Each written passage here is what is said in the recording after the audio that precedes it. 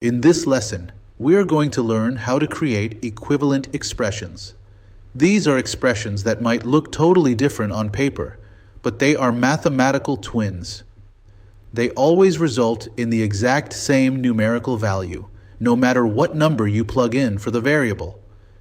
For instance, if you have one apple and then another apple, you have x plus x, right? That's the same as just saying you have two apples, or 2x. So x plus x is equivalent to 2x. So why do we bother generating equivalent expressions? The main reason is to simplify complex math. Imagine you have an expression with 10 terms. By using these properties, you can often simplify it down to just 2 or 3 terms, which is much faster to evaluate. It also makes expressions much easier to read and understand, preparing you for solving complicated equations in the future. Equivalent expressions are all about making our math life easier. Our first tool is the commutative property of addition. Think of commuting or traveling to school. The route might be different, but you always end up in the same place. This property says that changing the order of the numbers when adding doesn't change the sum.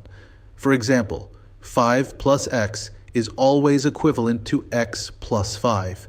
It doesn't matter which term you write first, you get the same value. The commutative property also works for multiplication. Just like addition, you can multiply numbers in any order without changing the final product. So 4 times y is equivalent to y times 4. We usually write the number first, like 4y, but knowing that you can change the order helps when you are simplifying a long expression. The second tool is the associative property of addition. This property deals with grouping.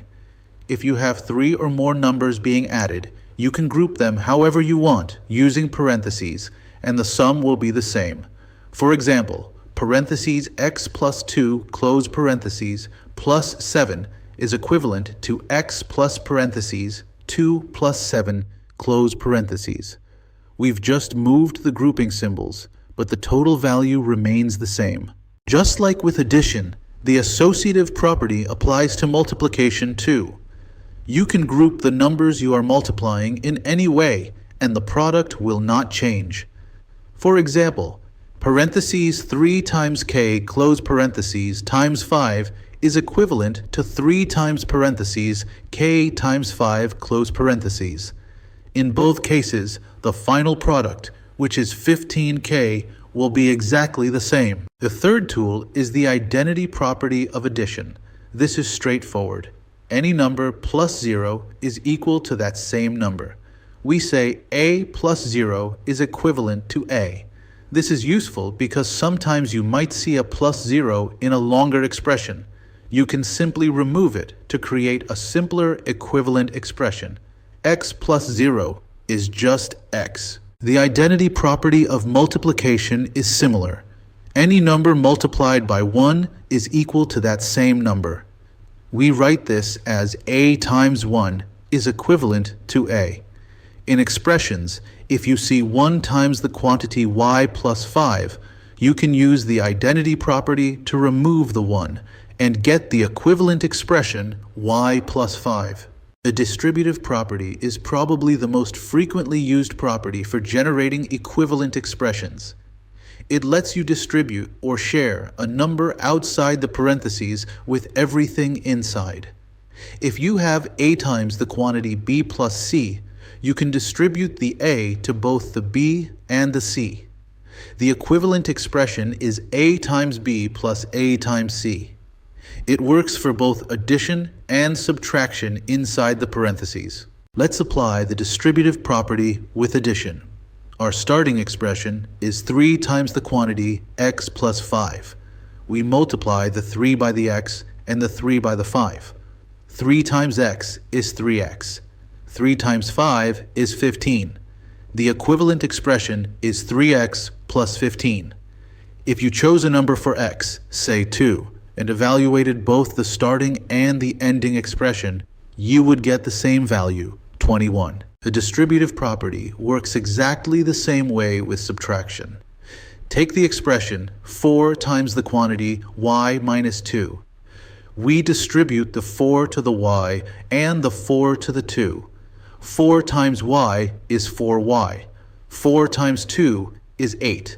Since there was a minus sign inside, the equivalent expression is 4y minus 8.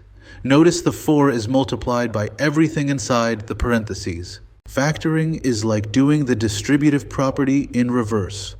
If you start with 6x plus 18, you look for the largest number that divides into both 6 and 18.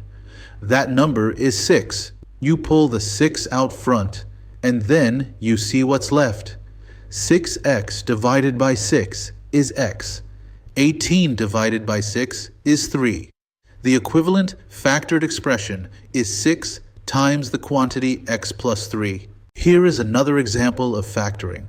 Let's start with 10a minus 25. What is the greatest common factor between 10 and 25? The number is 5. We pull the 5 out front. Then we divide each term by 5. 10a divided by 5 is 2a. 25 divided by 5 is 5. So the equivalent expression is 5 times the quantity 2a minus 5. Another essential process for simplification is combining like terms. This is how you use the commutative and associative properties to rearrange and simplify. Like terms are terms that have the exact same variable part.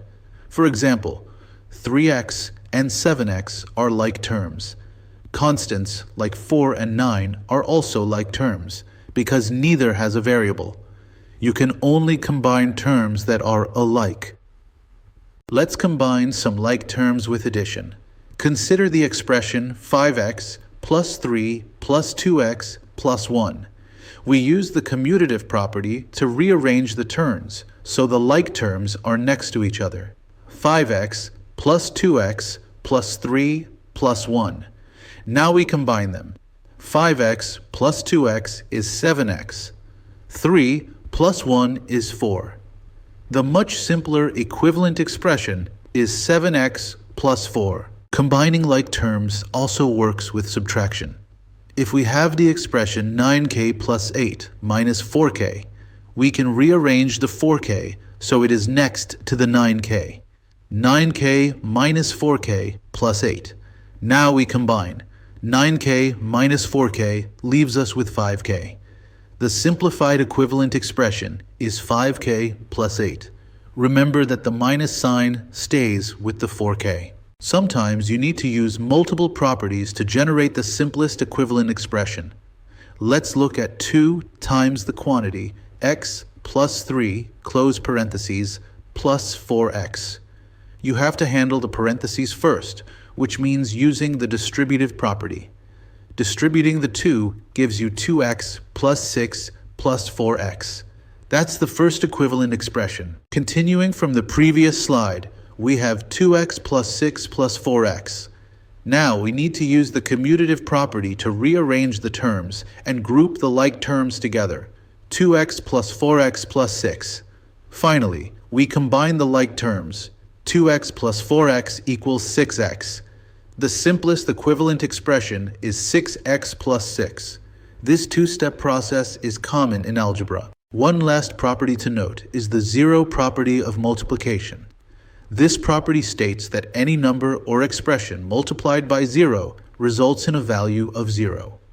For example, 0 times the quantity x plus 10, close parentheses, is equivalent to 0. This can be very useful for quick simplification if you notice a zero coefficient being distributed to an entire expression. Let's quickly review the major tools you now have for generating equivalent expressions. We learned the commutative property for changing the order of terms in addition and multiplication. We covered the associative property for changing the grouping. Most importantly, we mastered the distributive property and its opposite, factoring, and the skill of combining like terms. Use these tools to simplify, and you'll always find the equivalent expression.